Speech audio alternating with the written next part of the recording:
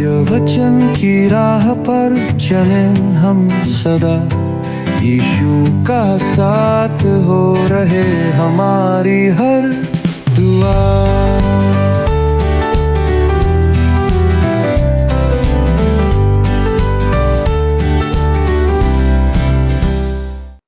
प्रिय दर्शकों, मैं पुनः क्रमबद्ध बाइबल अध्ययन कार्यक्रम सत्य वचन में आपका हार्दिक स्वागत करती हूँ। आज हम एक अत्यंत गूढ़ और प्रेरणादायक दर्शन में प्रवेश कर रहे हैं। हम भविष्यवक्ता जकरिया और स्वर्गदूत के बीच हुए संवाद को देखेंगे, जहाँ सोने की दीवट और 2 जैतून के वृक्षों का रहस्य उजागर होता है। हम ये भी देखेंगे कि परमेश्वर जरुब्बाबेल को आश्वस्त करता है कि मंदिर का निर्माण न शक्ति से न सामर्थ से परंतु मेरी आत्मा से होगा। आइए हम परमेश्वर के दास के द्वारा इस महत्वपूर्ण दर्शन के माध्यम से परमेश्वर की योजना और सामर्थ को गहराई से समझें। प्रिय दोस्तों, आप सभी को प्रेम भरा नमस्कार। आशा है आप परमेश्वर के अनुग्रह और करुणा में बढ़ रहे हैं तथा आप वचन के ज्ञान और गवाही में भी बढ़ते जा रहे हैं। जैसा कि हमने पिछले अध्ययन में सीखा था, हम आज जकरिया के 4 अध्याय के 4 पद से आगे बढ़ेंगे।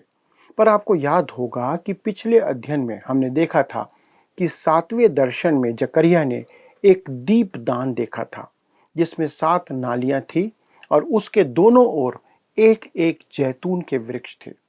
आज यह दीपदान इस्राएल का प्रतीक है जो मिनोरा कहलाता है, और 2 जैतून के वृक्ष जरुब्बाबेल और यहोशू हैं जो उसमें प्रकट किए गए थे। दोस्तों, जरुब्बाबेल दाऊद का वंशज था जिसे इस्राएल का अधिपति ठहराया गया था। यहोशू महायाजक था और दोनों इस्राएल के चुने हुए अगुवे थे।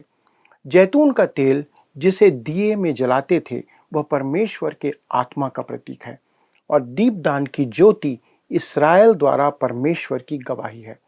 हमने दीपदान और 2 जैतून के वृक्षों को इस अध्ययन के आधे में छोड़ दिया था। तो मित्रों, अब हम आते हैं अध्याय 4 के पद 4 पर, जहां लिखा है, तब मैंने उस दूत से जो मुझसे बातें करता था पूछा, हे मेरे प्रभु, ये क्या है? दोस्तों, अब यह जवान जकरिया बिना संकोच के उससे जो उससे बातें कर रहा था पूछता है, मैं देख तो रहा हूं, पर हे मेरे प्रभु, इसका अर्थ क्या है? तब पद 5 में उसे उत्तर मिलता है। जो दूत मुझसे बातें करता था उसने मुझको उत्तर दिया, क्या तू नहीं जानता कि ये क्या है? मैंने कहा, हे मेरे प्रभु, मैं नहीं जानता। दूत के उत्तर का अभिप्राय यह था कि जकरिया को ज्ञात होना चाहिए था कि उसका अर्थ क्या है।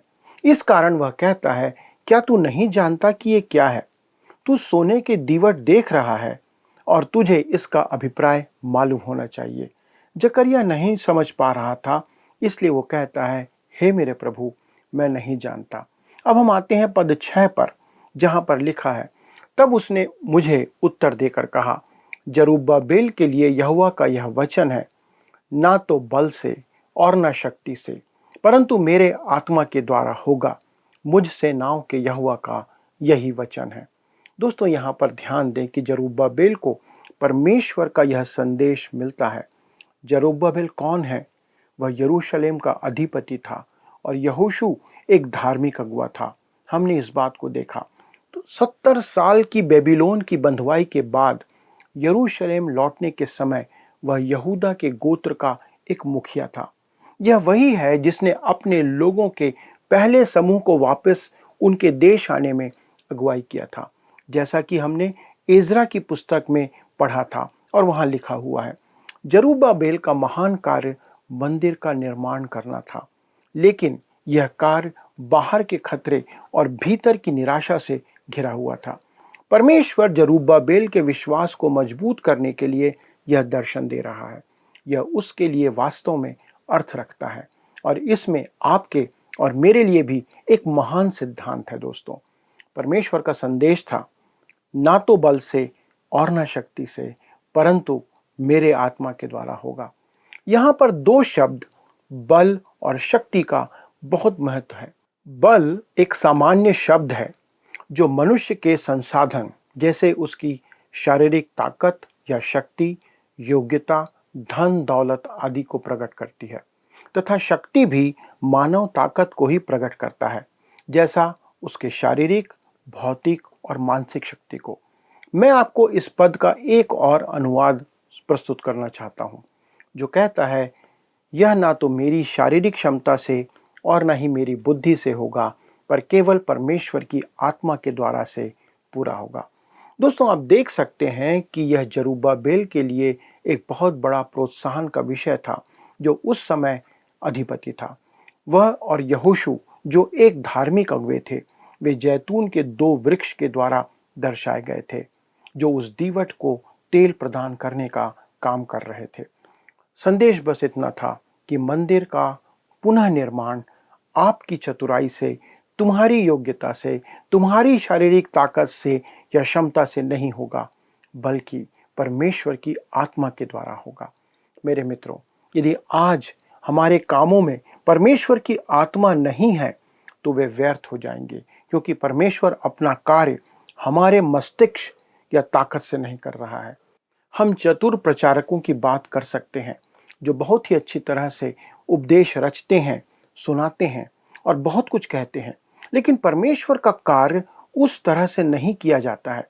कभी कभी एक चतुर प्रचारक एक खतरनाक व्यक्ति भी होता है। जो व्यक्ति मानसिक रूप से तेज होता है, वह गलत दिशा में तेज हो सकता है और परमेश्वर के लोगों के बीच बहुत अधिक परेशानी उत्पन्न कर सकता है। हम किनारे खड़े होकर धार्मिक धोखाधड़ी को देख सकते हैं। जब हम इसके खिलाफ अपनी आवाज नहीं उठाते तो हमें गलत समझा जाता है।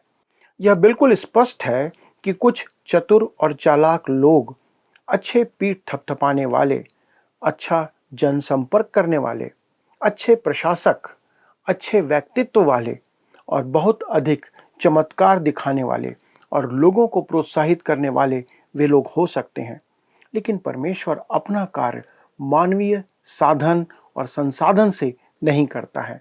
यह हमारे बल या शक्ति से नहीं होता है, यह हमारे मस्तिष्क या हमारी शक्ति से, हमारे संसाधन से नहीं होता है, परंतु यह मेरी आत्मा से होता है, यहोवा ऐसे कहता है। दोस्तों, मैं इस बात को दूसरे शब्दों में इस तरीके से व्यक्त करता हूं कि जो कुछ मैं अपनी ताकत या बुद्धि से करता हूं, परमेश्वर उससे घृणा करता है। परमेश्वर उसे उपयोग नहीं कर सकता, उसका परिणाम कुछ नहीं होगा, क्योंकि वह मैं अपनी सामर्थ्य से कर रहा हूं, जो घास फूस का घर बनाने के समान है, जो एक दिन आग में भस्म हो जाएगा। परमेश्वर अपना काम हमारे मध्य में पवित्र आत्मा की सामर्थ्य से करना चाहता है। हमारे लिए, हम सब सेवकों के लिए यह जानना और समझना बहुत महत्वपूर्ण और आवश्यक है। भविष्य को देखते हुए सहस्त्राब्दी राज्य में भी यह सच होगा। यह हमारी बुद्धि और शक्ति के द्वारा नहीं होगा, पर केवल परमेश्वर के पवित्र आत्मा के द्वारा से होगा, जैसा परमेश्वर यहोवा यहाँ पर कहता है। दोस्तों, डेविड बेरोन ने इस बात को इस प्रकार से कहा है, यह परमेश्वर की ज्योति में और उसकी आत्मा के सुनहरे तेल के द्वारा से होगा, जो तब उन पर बहुतायत से उंडेला जाएगा कि इस्राएल की दीवट पृथ्वी के सभी राष्ट्रों को प्रकाश देने के लिए 7 गुना चमक के साथ चमकेगी। दोस्तों, यह एक महान कथन है जो इस बात को समझने में हमारी सहायता करता है। जकरिया के दिनों में कुछ ऐसे लोग थे जिन्हें इस प्रोत्साहन की आवश्यकता थी, क्योंकि वे विरोध से घिरे हुए थे, वे संदेह और भय से घिरे हुए थे।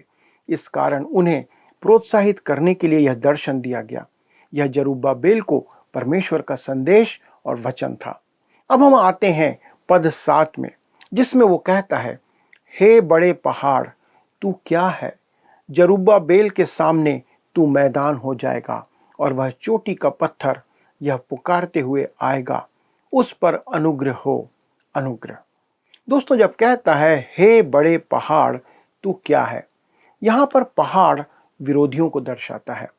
यह दर्शन उन्हें यह विश्वास दिलाने के लिए प्रोत्साहित करता है कि जरुब्बाबेल विरोध के इस पहाड़ को हटाने में सक्षम होगा। प्रभु यीशु मसीह ने पहाड़ का संदर्भ इसी परिप्रेक्ष्य में दिया था, जब मत्ती 17:20 में वे अपने चेलों से कहते हैं, लिखा है, उसने उनसे कहा, अपने विश्वास की घटी के कारण, क्योंकि मैं तुमसे सच कहता हूं, यदि तुम्हारा विश्वास राई के दाने के बराबर भी हो, तो इस पहाड़ से कह सकोगे, यहां से सरक कर वहां चला जा, तो वह चला जाएगा, और कोई बात तुम्हारे लिए असंभव ना होगी। मुझे नहीं लगता मित्रों कि हमारा प्रभु यीशु किसी स्वाभाविक पहाड़ के संदर्भ में यह पद कह रहे थे। हमें उस जमाने के किसी स्वाभाविक पहाड़ के हटाए जाने की जानकारी अब तक नहीं है, परंतु वह विश्वास जो पहाड़ों को हटा सकता है, वह विश्वास है जो परमेश्वर के कार्य में अवरोधों और विरोध के पहाड़ों को हटाता है। यह दर्शन इसी चित्रण को यहाँ पर प्रस्तुत कर रहा है। परमेश्वर का मंदिर सभी असंभावनाओं के बाद भी वहां पुनः निर्माण किया जाएगा, इसका मतलब यह है। और तब आगे लिखा है, वह चोटी का पत्थर यह पुकारते हुए आएगा, उस पर अनुग्रह हो। चोटी का पत्थर या सिरे का पत्थर वह पत्थर होता था जो भवन के पूरे होने पर लगाया जाता था। उसके कहने का अर्थ यह है कि मंदिर निर्माण का कार्य इस्राएल की पुकार और हर्षनाद के साथ पूरा होगा। उन निराश इस्राएलियों के लिए यह कैसा उत्साहवर्धक वचन था मित्रों। अब हम आगे बढ़ते हैं और पद 8 और 9 को पढ़ते हैं, जहां कहता है, फिर यहोवा का यह वचन मेरे पास पहुंचा, जरुब्बाबेल ने अपने हाथों से इस भवन की नींव डाली है और वही अपने हाथों से उसको तैयार भी करेगा। तब तू जानेगा कि सेनाओं के यहोवा ने मुझे तुम्हारे पास भेजा है। दोस्तों, यह परमेश्वर की प्रतिज्ञा है कि यह कार्य लंबा नहीं खींचेगा और अंततः किसी और के द्वारा पूरा नहीं किया जाएगा, बल्कि जरुब्बाबेल स्वयं इस कार्य को जिसने उसने आरंभ किया है पूरा करेगा। यह पद मुझे नए नियम में एक प्रतिज्ञा की याद दिलाता है जो फिलिप्पी 1:6 में दी गई है। लिखा है, मुझे इस बात का भरोसा है कि जिसने तुम में अच्छा काम आरंभ किया है वही उसे यीशु मसीह के दिन तक पूरा करेगा। दूसरे शब्दों में परमेश्वर जरुब्बाबेल से कह रहा है, तूने इस भवन की नींव डाला है और तब मैं तेरे साथ था, और अब तू इसकी छत भी डालेगा और तब भी मैं तेरे साथ रहूंगा। तब इसके आगे पद 10 में कहता है, क्योंकि किसने छोटी बातों का दिन तुच्छ जाना है, यहोवा अपनी इन 7 आंखों से भरी सारी पृथ्वी पर दृष्टि करके साहुल को जरुब्बाबेल के हाथ में देखेगा और आनंदित होगा। कहता है, क्योंकि किसने छोटी बातों का दिन तुच्छ जाना है। दोस्तों, मैं आपको बता सकता हूं कि मित्रों, हम ही छोटी बातों का दिन तुच्छ जानते हैं। ये हम लोग ही हैं। बहुत से लोग बड़े और दिखावटी कामों से प्रभावित होते हैं। वे चाहते हैं कि उनका मसीह में परिश्रम एक सफल कहानी बने और वे अपनी सफलता को भवन के आकार, उसके साइज, उसमें आने वाली भीड़ के द्वारा से नापते हैं। पर मित्रों, मैं इस बात पर अधिक आश्वस्त होता जा रहा हूं कि प्रभु आज शांत तरीके से, शांति के साथ, शांत स्थानों पर काम कर रहा है। यह मुझ पर भी लागू होता है जब मैं कहता हूं कि हमें छोटी बातों को तुच्छ समझना छोड़ देना चाहिए। और जिस प्रकार आगे लिखा है, यहोवा अपनी इन 7 आंखों से सारी पृथ्वी पर दृष्टि करके साहुल को जरुब्बाबेल के हाथ में देखेगा और आनंदित होगा। साहुल एक लट्टू के समान होता है जिसे भौरा कहते हैं, जिसके सिरे पर एक रस्सी बंधी होती है, जिसे भवन बनाने वाला मिस्त्री दीवार को सीधी बनाने के लिए मापने का या नापने का उपयोग करता है। और इस कारण वो कहता है कि यहोवा अपनी इन 7 आंखों से सारी पृथ्वी पर दृष्टि करके। दोस्तों, यह दर्शाता है कि परमेश्वर सब कुछ जानता है और संसार की सभी गतिविधियों पर ध्यान रखे हुए शासन कर रहा है। तब हम आगे बढ़ते हैं और 11वें पद से 13वें पद को देखते हैं।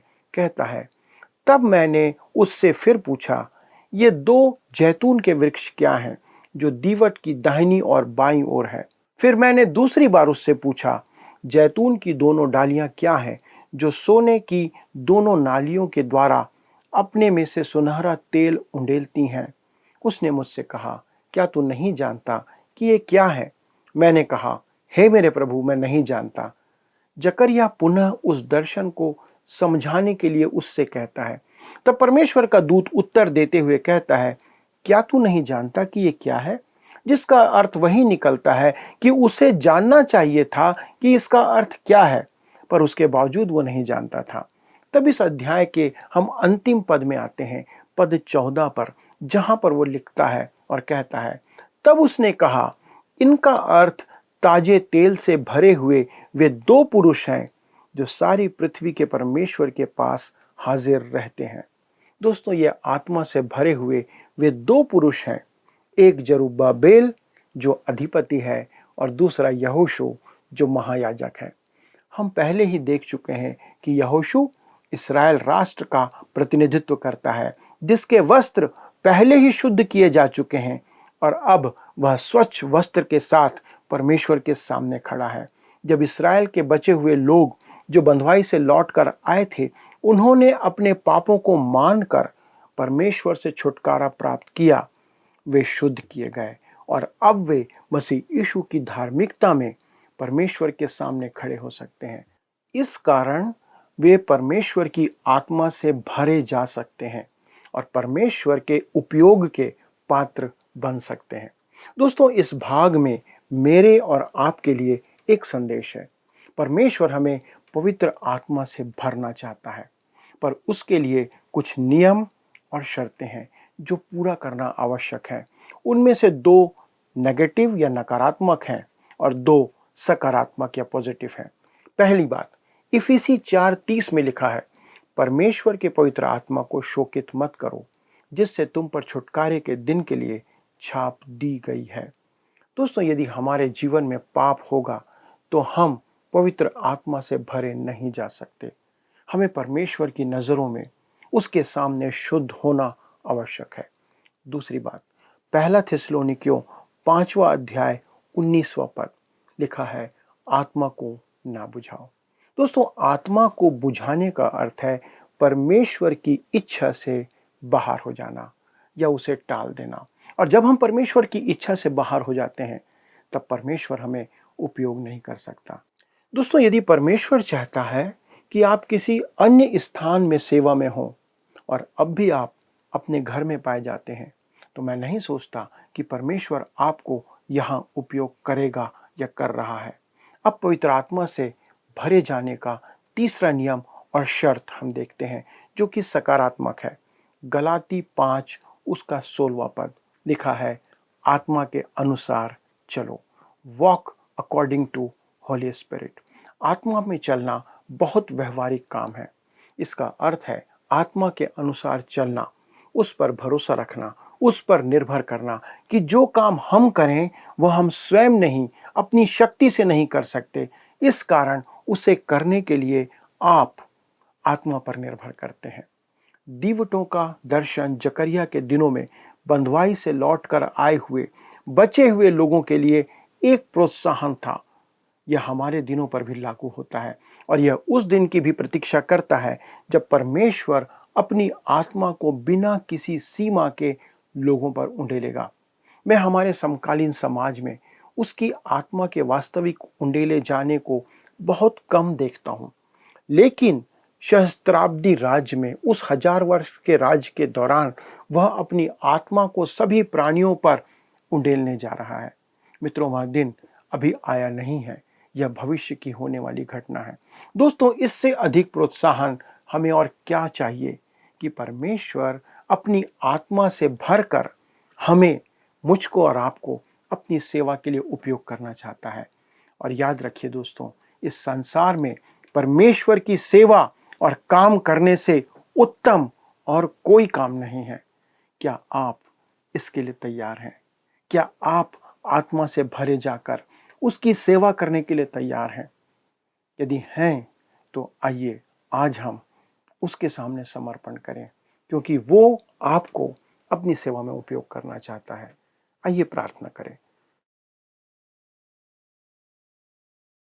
हमारे स्वर्गीय पिता परमेश्वर, प्रभु, हम धन्यवाद देते हैं कि आप इस संसार में अपना अलौकिक काम, अपना स्वर्गीय कार्य मनुष्यों के द्वारा से संपादित करते हैं। प्रभु, आप उसके लिए हमें अपने आत्मा से भरते हैं। पिता परमेश्वर, आज हमारी प्रार्थना है हमारे इन सभी भाई बहनों के लिए जिनसे आपने आज बात किया और उन्हें प्रोत्साहित किया कि वे आपकी सेवा कार्य के लिए आगे बढ़ें। प्रभु, हमारी प्रार्थना है कि आज आप अपने पवित्र आत्मा की सामर्थ्य से उन्हें भर दें और अपनी सेवा के लिए, अपने वचन को लोगों तक पहुंचाने के लिए उपयोग करें।